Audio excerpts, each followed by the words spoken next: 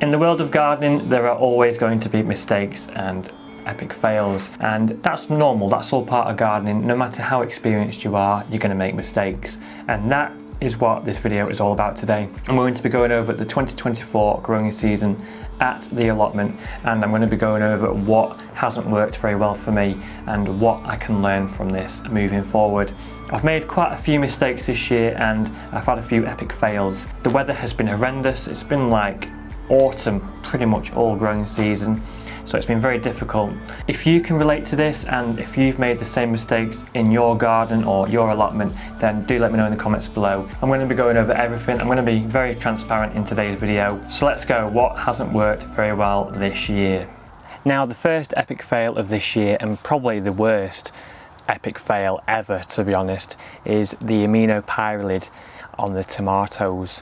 Now, last autumn we applied quite a bit of horse manure around the plot, as we always do, and we usually have no problems. And I applied some in these raised beds in the polytunnel. Now, I didn't think much of it at first because I've never had a problem with aminopyralid in 5 years of being at this allotment. But our heritage tomatoes started to show symptoms of aminopyralid damage earlier this year, around May, June time, not long after I'd planted them into here. I had around 40 heritage varieties of tomato, so I was pretty gutted, and I ended up losing the whole lot due to the aminopyralid. Definitely a lesson learned, and I'm definitely not using horse manure next year. If I do use horse manure, the only exception will be I compost it for at least 2 or 3 years first so that it breaks down the aminopyralid anyway. And if you're not familiar with what aminopyralid is, it's a chemical herbicide that some farmers use to control broadleaf weeds on their farmland, such as clover and things like that. And residues can end up getting into the horse manure through the bedding or through the feed that they're eating, like the grass in the fields. It can get into the manure, and then traces of it can end up in your garden beds as a result. And it only takes a tiny little amount of herbicide to damage your plants and eventually kill them off. So we lost all those. Interestingly though, the same manure was spread on this side of the polytunnel, and the pepper plants are unaffected by it, and we actually ended up with a pretty good crop in the end. So that's interesting. Clearly the pepper plants aren't affected by aminopyralid, so it looks like I'm going to be growing peppers in this bed next year, not tomatoes.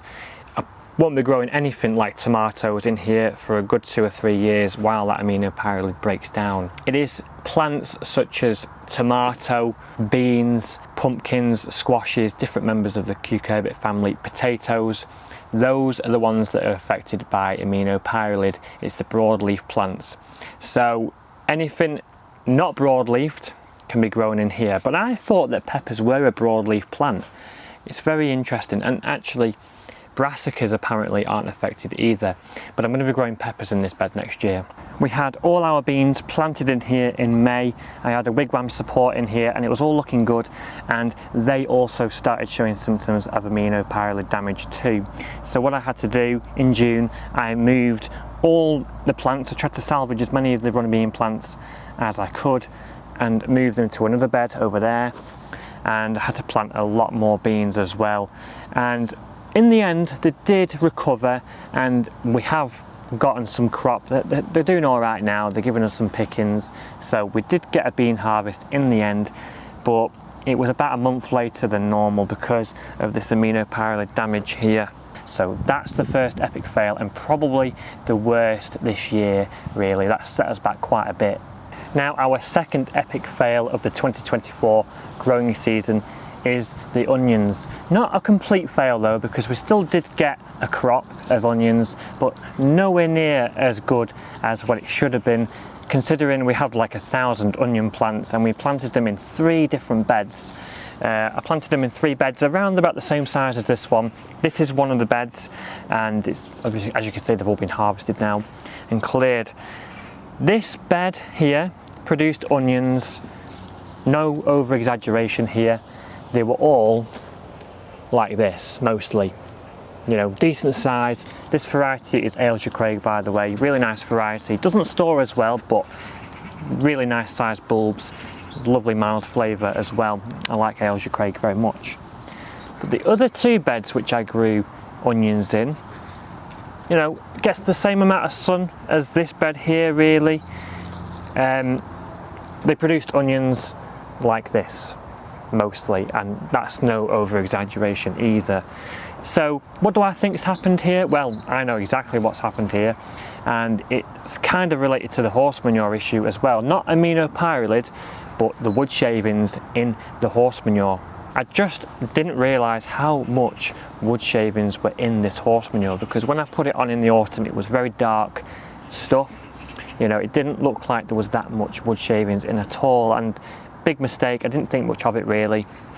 So I put the horse manure with the wood shavings on, and by the time it came around to spring, all the horse manure itself had broken down and the wood shavings were left. And by that point I'd already dug it into the soil, so that was a big issue. Anyway, I planted my onions in there anyway, in the 2 beds over there which had the wood shavings, and they suffered quite badly. The plants didn't grow very fast, they were quite yellow. You know, they didn't get any bigger than this. This bed on the other hand, which gave us some decent onions, didn't have any of that horse manure in. So that tells me clearly it was the wood shavings stealing the nitrogen from the soil and stunting the growth of the onions. That is the issue there. What happens is, as the wood shavings break down, the microbes steal the nitrogen from the soil to break the wood shavings down, and the plants suffer as a result. So I know that's what happened there. Another reason why we're not using horse manure next year, it's not too much of a problem when it's the straw, because the straw does break down much faster, but the wood shavings takes forever to break down. So we're not doing that again. Now, I can't really complain with the peppers because we have got a pretty good crop this year. We had a couple of dozen nice, lovely ripe peppers of a decent size, and in fact, they're still trying to produce peppers even now. There's a few large green ones knocking around here, and they've done really well. Best peppers I've had in about 3 years actually. But I think we could have done better. I say this because we had quite a big problem with the fruit worm burrowing into the peppers and causing a lot of damage actually. I must have thrown away at least 10 peppers from here because the fruit worm had gone in, started eating the inside of the pepper, and the pepper then rotted as a result. So we did lose quite a few peppers. I'm not too sure why this happened. I've never had a problem with this in the past. If you guys have any suggestions on fruit worm pest control, do let me know in the comments below, because clearly I need to do something next year to make sure this doesn't happen again. That's the first little problem which we've had with the peppers. Not exactly an epic fail, but more thinking what we can do to avoid this next year. The second issue, which I think we've had with the peppers, is down to the wood shavings in the horse manure. Now, when I was spreading the horse manure, of course, I didn't know how much shavings was in there. I spread it on here unknowingly, and I think that's caused problems with nitrogen deficiency in the pepper plants this year. They look pretty good now, and they look really nice and lush, but I think that's because the wood shavings have started to break down and some of that nitrogen has gone back into the soil again. And earlier this year I noticed a lot of yellowing of leaves. The plants weren't that bushy despite there being plenty of fruits on there. So I think that's one of the issues we've had. Don't put horse manure on here for a start, but make sure there's no shavings on here because it's definitely depleted the soil of nitrogen this year. So those are a couple of things which didn't go quite as well with the peppers, but we still had a pretty good crop in the end. Now, I had to include this one in the epic fail video because it is quite an epic fail, and I'm quite flabbergasted, to be honest. I'm very surprised that this happened to us. I'm telling you now, the rats are becoming organised on the plot. Here is my sweet corn, or should I say was my sweet corn, and yeah, I prefer to put socks over my corn cobs to protect them from the birds and the rice? To protect them from the birds and the mice and the rats. And for the last couple of years it's worked, and in fact I did a video on this a couple of years ago, a little vlog video, and I covered my corn on the cob with socks and it worked fine, no problems whatsoever. However, it seems that the rats are becoming organised and they are becoming quite intelligent little beggars, and they've gone for the sweet corn. Didn't think this was going to happen, but it's just heartbreaking to look at. I'm going to have to harvest the rest of these before they go for the rest of them. Yeah. How about that? That's just brilliant, isn't it? Not very good at all. The socks are said to deter them because they don't like the feel of the material, apparently. And yeah, I thought that was true, because for a couple of years they were unaffected by them and they didn't go for them, but clearly they're not bothered anymore. They will stop at nothing to get hold of that sweet corn. Yeah, I mean, yeah, we can't really do anything with that, can we, I suppose? Yeah, not very good at all. That's one cob destroyed there. I'm just going to pick them all. I'm not risking the rest of them being attacked. Okay, we've got one there. Okay, one small cob. Probably a little bit premature, but I'm not leaving them on here anymore. They're probably waiting at the corner of the allotment for me to go, and then they're probably going to come in on them. I might not even grow sweet corn next year because we just have so many problems with them. Like, really, it's just so frustrating. They either don't grow, which was the case last year, really. They didn't really do very well at all last year. Or the birds attack them, or the rats attack them, or they just don't get pollinated properly and we end up with cobs with no kernels in. It's always one of those things. So, you know, do I even bother with sweet corn next year, or do I just grow it in the greenhouse so nothing can get to them? Well, again, the rats will probably get in the greenhouse somehow. Now, this year we didn't really have much of a crop of strawberries. Most of the strawberries which we picked were from the hanging baskets in the polytunnel. They gave us a pretty good crop in the end. But the strawberries outside, especially in the strawberry cage, any strawberries we did get were very small, very gnarly and not very nice. And most of them were actually eaten by the slugs as well. So, you know, we didn't have much of a crop outside. Now, the reason why I think this is because we had a very wet winter, as we often do in the UK. It's very wet. It's been a very wet year overall. The ground here is quite heavy clay. It's very heavy.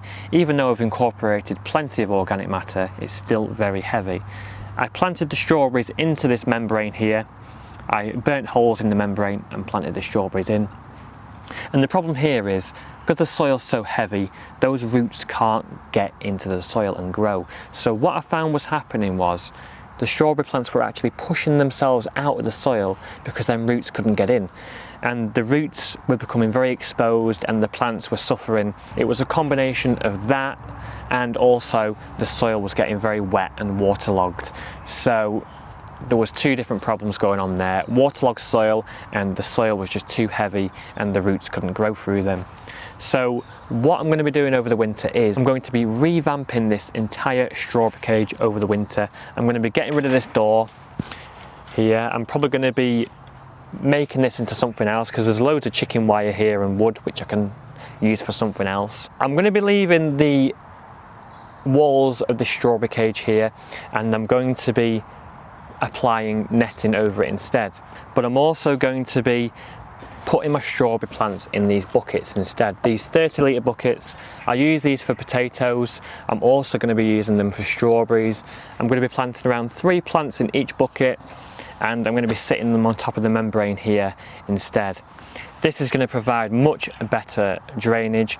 I have much more control over the soil. I can make an ideal soil mix for the strawberries and grow them in here. So they're going to be much better draining.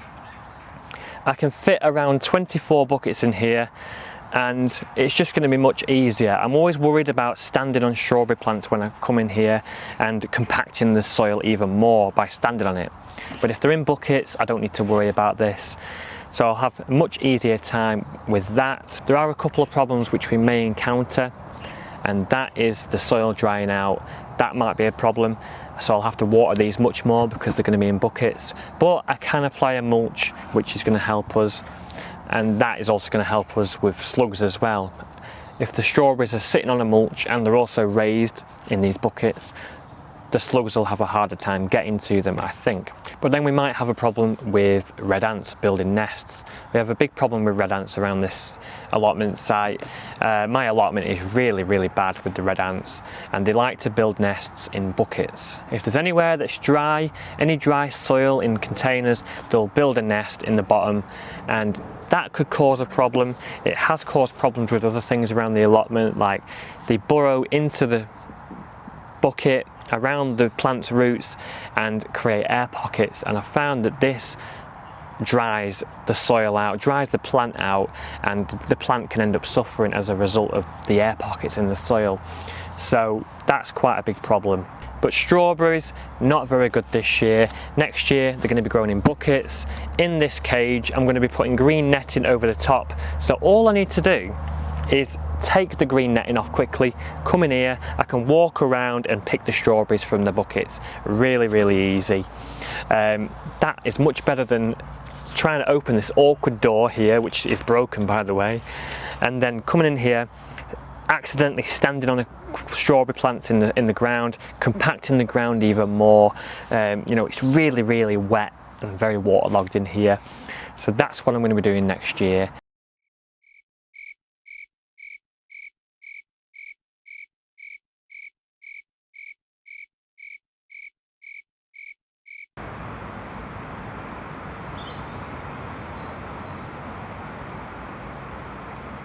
So there we go, those are the things which didn't work very well this year, the epic fails. I was quite transparent in this video, being honest and showing you how it really is. It's not been the best growing season. I'm sure a lot of you can relate to that as well. It's been very difficult. The first half was definitely worse. It got a bit better towards the end. The harvest started coming in August, and they're still coming in actually. We've harvested quite a lot in the end, so you know, we have had a pretty good yield from the allotment this year. It's not been all bad, but those are the things which were the worst. The worst thing was probably the aminopyralid. I think if it wasn't for that, we would have had a lot more tomatoes than we did. We only really had cherry tomatoes, and they were pretty nice, don't get me wrong, but you know, we had like 40 varieties of tomato, heritage varieties, so you know, it could have been much better than it was. So that's it guys, I hope you found this video useful. Maybe you can relate to this. If you can, then drop a comment below. I'm interested to know how your growing season has gone.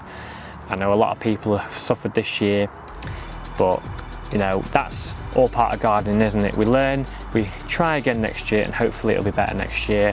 That's all we can do.